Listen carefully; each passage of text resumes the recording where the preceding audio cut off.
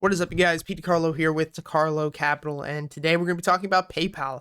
Past couple of weeks, we've been covering PayPal since that initial drop on earnings. Wow, all the way back in November. So for a couple of months, actually, we saw that big sell-off, and then we were watching PayPal right here where we were having this squeeze, and we were talking about on this channel how we would drop at least to 155, potentially down to 120. Since then, I did end up taking a rather large position, about $25,000 worth of shares, and as you can see, we have actually broken that $120 support that we were initially holding. So in this video, we're going to go over if I think we're going to hold underneath 120, what I plan to do if we hold under 120, and ultimately where I think PayPal will end up if we fall under 120 and continue to drop. Guys, hit the like button, subscribe to this channel if you haven't already. Check out our Discord. The link is in the description. We're a community of almost 6,000 traders.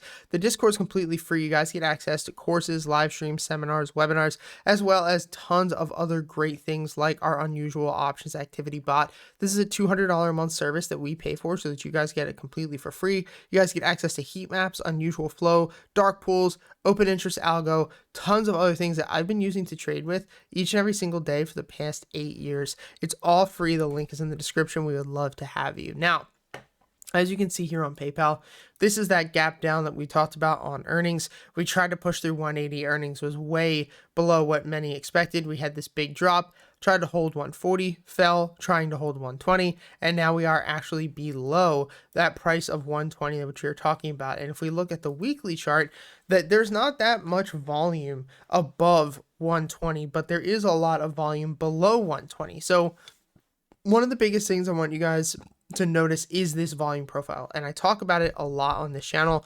I really don't know many other traders in our space that talk about the volume profile, but it's one of my favorite tools to use. You can see there's a lot of volume sub 120, which means these supports will be much stronger than the supports that we previously had because there's just more trading volume. One of the things that I ask my students all the time is, do we want to trade with volume or without volume?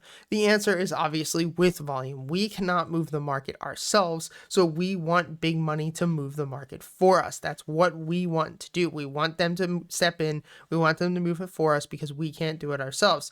So when we have an area of thick volume, it tends to be a spot where volume, aka big money, steps in and moves stock back up. So I do think that there is a potential that we could snap $122, fall down to 80. This is where point of control is. If I actually remove this, you'll see this is where that red line or POC is. And I do think that's like the worst that we would fall down to is 80.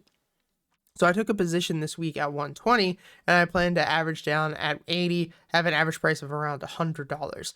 But I don't really think at this very moment, unless the entire market continues to drop, that we're going to end up snapping this support. We have been holding 120 for a while. If we just go back and we look at this weekly chart, this was a massive resistance for like a year and a half. So to just snap through this support pretty quickly is not going to be easy. Granted that, because same could have been said when we were up at 177, but ultimately I think this is a great buy long term. I really, really love PayPal. If you're looking for a trade here for PayPal, I think that entering here is not a bad idea. I'd personally be setting a stop loss at about 106 and looking to take profit around 176.